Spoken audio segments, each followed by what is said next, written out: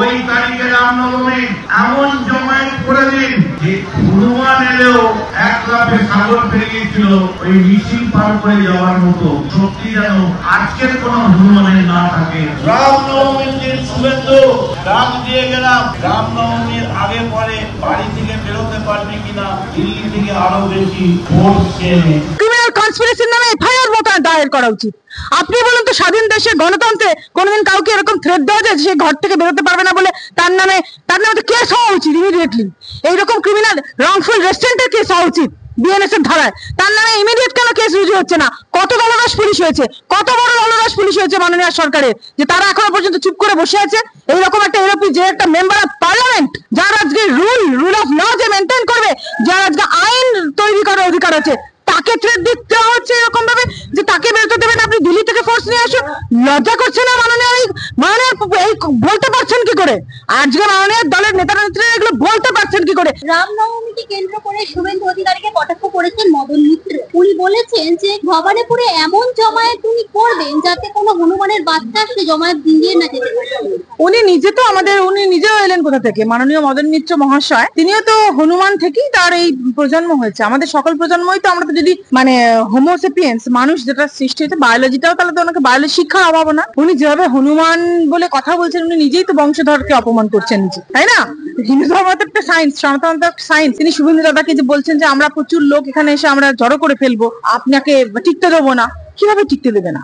এখনো তো পশ্চিমবঙ্গটা ভারতবর্ষের একটা ইন্টিগ্রাল পার্ট, হিন্দুস্তানের একটা ইন্টিগ্রাল পার্ট। হিন্দুস্তানে বসে কিভাবে উনি আমাদের রামনবমী আটকাবেন? কিভাবে উনি আমাদের রাম ভগবানের রাম নাম করতে দেবেন না?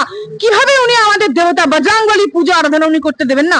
কিভাবে আটকাবেন? এই তৃণমূলের শাসক-শাসিকারা কিভাবে আটকাবেন? আর কতদিন হিন্দুদেরকে তারা এরকম ভাবে আটকাবে? সম্ভব নয়। আর হিন্দু ভাইরা আর বোনেরা আর কেউ ঘুমিয়ে নেই, তারা জেগে উঠেছে, তারা লড়াই করবে, লড়াই দেবে, এবং রাম নবমী জয়ের ধ্বনির সঙ্গে সঙ্গে পালন হবে। প্রচুর মিছিল বেরোবে, রাম নবমী গোটা ভারতবর্ষে পালিত হবে। সঙ্গে আমাদের যে ইসলামিক স্টেট করার যে চেষ্টা মাননীয় সরকারের, তা আমরা কখনোই সফল হতে দেব না। তথা মাননীয় মদন মিত্র মহাশয়ের এই যে দাদাকে বলা কথা কটূক্তি, তার তীব্র প্রতিবাদ জানাচ্ছি, কন্ডেম করছি। বিল পাশ হলো এবং সেখানে দেখা গেল যে কল্যাণ বন্দ্যোপাধ্যায় বলছেন সংসদের ভেতরে যে ওয়াকফ সম্পত্তি হচ্ছে মুসলিমদের ধর্মীয় অধিকার। কিছু জানেন মাননীয় কল্যাণ বন্দ্যোপাধ্যায় মহাশয়? বলতে বাধ্য হচ্ছি, আইন কানুন কটা কেস জেতেন, কটা কেস উনি জেতেন?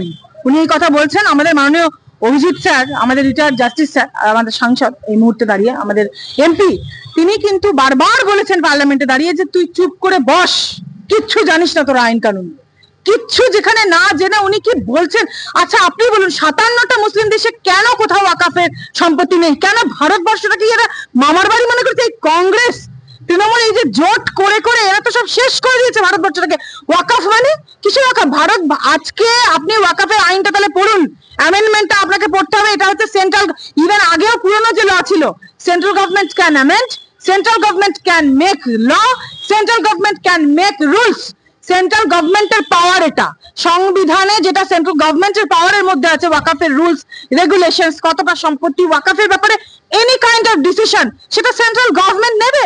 আমি আমার সরকারকে সম্মান করি, এনারা তো সম্মান করেন না। যেখানে কেন্দ্রের পাওয়ার আছে, এখানে তো কোনো রাজ্যের বা কোনো জায়গার তো কোনো পাওয়ারই নেই। তিনি আইন কানুন জানেন যখন, আমি বলতে বাধ্য হচ্ছি, অনেক সিনিয়র তিনি কি করে এই কথাটা বলছেন?